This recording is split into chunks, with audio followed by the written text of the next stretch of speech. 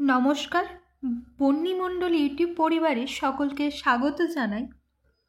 West Bengal nursing কাউন্সিলের official পেজটিতে আমি উপস্থিত হয়েছি, যেখানে একটা নতুন নোটিশ পাবলিশ হয়েছে। জানুয়ারি মাসের 17 তারিখে এই 2025 সালে রিসিপ্রোকাল রেজিস্ট্রেশন কিভাবে করবেন সেটা নিয়ে একটা নতুন যে বিজ্ঞপ্তি জারি হয়েছে। এখন থেকে সকলকেই 6 মান্থের অ্যাটেন্ডেন্স সিট নিয়ে যেতে হবে, সেটা কিন্তু বলে দিয়েছে। এই অ্যাটেন্ডেন্স যে সিট, সেটা যে আগে লাগতো না তা কিন্তু নয়। এর আগেও আমার ভিডিওতে তোমাদেরকে আমি জানিয়েছি যে অ্যাটেন্ডেন্স সিট অনেক সময় দেখতে চায়, বা অনেক সময় অনেকজন কমেন্ট করে বলো যে অ্যাটেন্ডেন্স সিট লাগে, কিভাবে নিয়ে যাব। তাদেরকে আমি পার্সোনালি তো অবশ্যই হেল্প করেছি, প্লাস আমার টেলিগ্রাম গ্রুপেও এই নিয়ে অনেকবার বলেছি। তো আজকে এই নোটিশটা যেহেতু ওয়েস্ট বেঙ্গলের তরফ থেকে 17 তারিখে পাবলিশ হয়েছিল, তারপরে কিছুজন জিজ্ঞাসা করেছিল যে এটা নিয়ে কি এটা ঠিক না ভুল। আমি প্রথম দিকে 17 তারিখের পরে আমি কয়েকদিন সার্চ করে দেখেছিলাম, অফিসিয়াল পেজে এটিকে পাইনি, সেই জন্য তোমাদেরকে আমি দিইনি, কারণ কারেক্ট ইনফরমেশন ছাড়া আমি ভিডিও দিই না। তো আজকে আমি সেই ভিডিওটি দিচ্ছি, কারণ আমি হলো 3 দিন আগেই আমি এই নোটিশটি ওয়েবসাইটে আমি দেখতে পেয়েছি। তো তোমাদের সকলকে এটা নিয়ে অ্যালার্ট আজকে করে দেওয়া উচিত ছিল, সেই জন্য আজকে এই ভিডিওটা বানালাম। তো ভিডিওটা স্কিপ না করে সবাই অবশ্য শেষ অবধি দেখবে। তার সাথে এই রিসিপ্রোকাল রেজিস্ট্রেশন নিয়ে একটা রহস্য, সেটা দেখার জন্যই আজকের এই ভিডিও।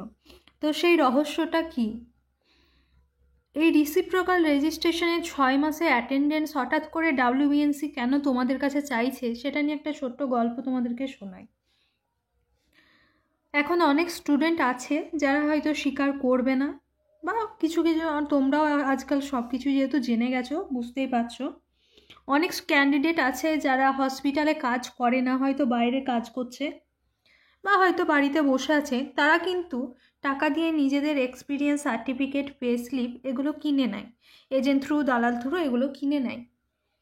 তো সেই সমস্ত জিনিসগুলো অবশ্যই এগুলো তো প্রুফ কারো কাছেই থাকবে না।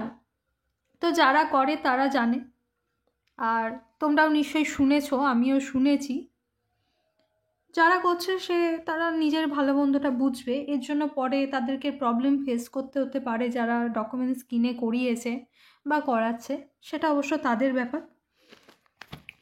সেই জন্য এই ডাব্লিউবিএনসি অফিসে ভেরিফিকেশন যখন করতে যাচ্ছে, ওখানকার অফিসারদের মনে হচ্ছে যে এরা হয়তো সেই হসপিটালে কাজ করে না। এমন অনেক ক্যান্ডিডেট আছে যারা হয়তো হসপিটালে কাজই করেনি, কিন্তু তারা কিন্তু এই এক্সপিরিয়েন্স সার্টিফিকেটগুলো নিয়ে গিয়ে চলে যাচ্ছে ভেরিফিকেশন করাতে। এর জন্য যারা ক্যান্ডিডেট, যারা কষ্ট করে হসপিটালে জব করছো, দিনরাত্রি 12 ঘন্টা 24 ঘন্টা করে খাটছো, তাদেরও অনেক সময় ভেরিফিকেশন আটকে যায়, তাদেরকেও হয়তো ভুল বোঝে। এছাড়াও রিসিপ্রোকাল রেজিস্ট্রেশনে এই অ্যাটেন্ডেন্স সিট চাওয়ার পেছনে আরও কিছু লজিক আছে। যেমন এক্সপিরিয়েন্স সার্টিফিকেট যারা নিয়ে যায়, তারা হয়তো হসপিটাল ঠিকঠাক সিগনেচার স্ট্যাম্প নিয়ে যায় না, আরও অনেক কিছু প্রবলেম থাকে। এর আগেও ডাব্লিউবিএনসি অনেকজনের ভেরিফিকেশন ক্যান্সেল করেছে এই নিয়ে অ্যাটেন্ডেন্স সিট। এর আগেও, মানে এখন যে নোটিশটাই পাবলিশ করেছে এই পর্যন্তই, এর আগেও অনেকবার অনেকজনের কাছ থেকে অ্যাটেন্ডেন্স সিট চেয়েছিল।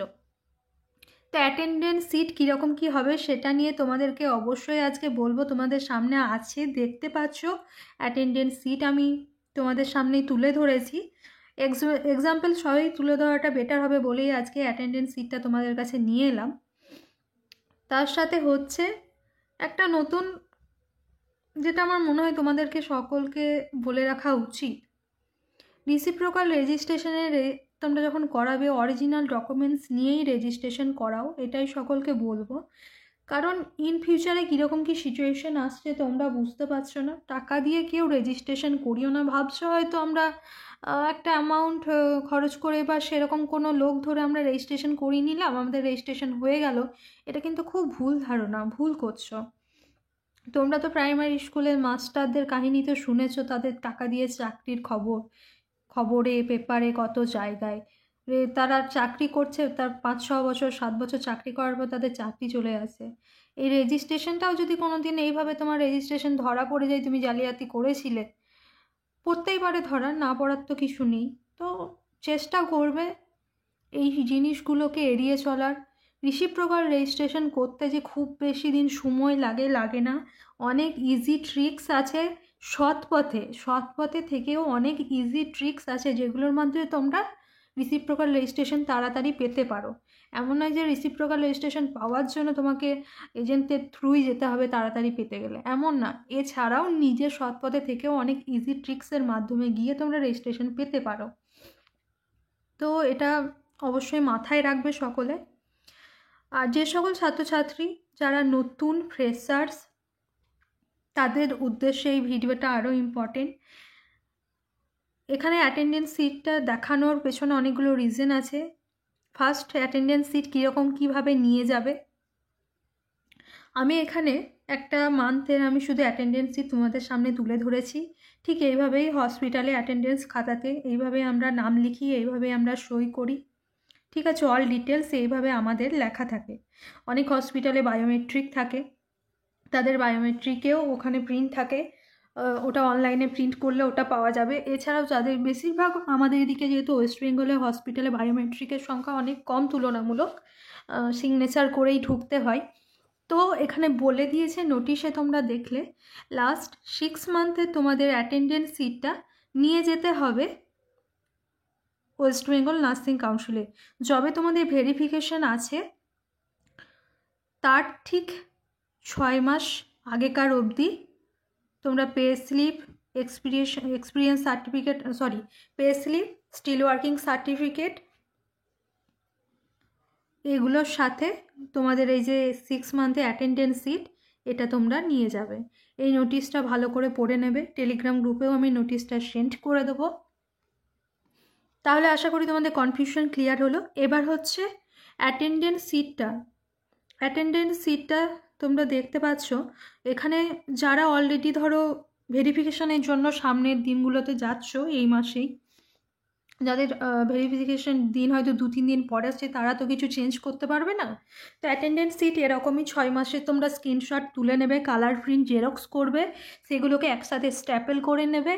এছাড়াও তোমাদের উদ্দেশ্যে বলবো, তোমাদের যে হসপিটাল কর্তৃপক্ষ আছে, যিনি তোমাদের পে স্লিপ বা স্টিল ওয়ার্কিং সার্টিফিকেট প্রোভাইড করেছেন, তাদের স্ট্যাম্প অ্যান্ড সিগনেচার, হসপিটালের যে স্ট্যাম্প, সেটা শুদ্ধ এই পেপারের উপর যদি করিয়ে নাও, সেটা আরও তোমাদের জন্য ভালো হবে। কারণ এটা একটা A4 পেজে তোমাদের প্রিন্ট করলে এটার যতটা না ভ্যালু হবে, তার থেকে তোমরা যদি একটা প্রিন্ট যখন কালার প্রিন্ট করিয়ে নিলে, তার উপরে হসপিটালের স্ট্যাম্প প্লাস যিনি পে স্লিপ বা এক্সপিরিয়েন্স সার্টিফিকেট প্রোভাইড করেছেন তার সিগনেচার সহ স্ট্যাম্প ডেজিগনেশন যদি বসিয়ে নাও, এটা তোমার রেজিস্ট্রেশনের পক্ষে খুবই হেল্পফুল হবে। তোমার রেজিস্ট্রেশন ক্যান্সেল হবেই না, তোমাকে ঘোরাবেই না অ্যাটেন্ডেন্স সিটের জন্য কখনো। এটা একদম খুব ভালো হবে। তার সাথে যারা নতুন ফ্রেশার্স, তাদেরকে বলছি এখন থেকে তোমরা সাবধান হও। তোমাদের সময় আরও, তোমরা ফ্রেশার্স যারা, তারা তো আরও 8 মাস কি 1 বছর পরে হয়তো ভেরিফিকেশনের ডেট তখন পাবে, করাতে যাবে। এখন থেকে তোমাদের যে অ্যাটেন্ডেন্স সিট, সেটা ভালোভাবে মেনটেন করো। এখানে আমার অ্যাটেন্ডেন্স সিটে তুমি দেখতে পাচ্ছ আমাদের খাতাতে কিছু কিছু থাকে যারা স্টাফ, তারা না এইভাবে নিজের নামটাকে শর্ট ফর্মে লিখে দেয়। এখানে দেখতে পাচ্ছ একজনের নেম আছে সুস্মিতা দে, সে না এস এম এইভাবে লিখে দেয়। এইভাবে তোমরা না সিগনেচার করো না। তোমরা হয়তো অনেকে আবার বলবে, দিদি এটা তো নোটিশে কোথাও মেনশন করা নেই, এরকম হলে হবে না। তো এরকম অনেক কিছু অনেকজন বলতেই পারে। তো এটা আমি নিজে পার্সোনাল কনসেপ্ট, ঠিক আছে, আমার নিজের ধারণা থেকে তোমাদেরকে বলছি। আমার মনে হয় এটা তোমাদের ফলো করলে বেটার হবে। এটা নিয়ে কোনো প্রবলেম ফেস করতে হবে না। যারা ফ্রেশার্স এখন, যারা 1 বছর পরে রেজিস্ট্রেশন করাবে, তাদের উদ্দেশ্যে আমি বিশেষ করে বলছি। যারা অলরেডি ভেরিফিকেশন করাতে যাচ্ছ এই সামনের দিনগুলোতে, তাদের জন্য এটা আমি বলছি না। তাদের যেমন সিগনেচার আছে হসপিটাল খাতাতে, সেই সিগনেচার হিসাব করেই নিয়ে যাও, আর পাল্টাবার দরকার নেই। যারা এখন নতুন হসপিটাল জয়েন করেছো, তারা হসপিটালের সিগনেচার না চেষ্টা করো ঠিক এইভাবে ফুল সিগনেচার করার।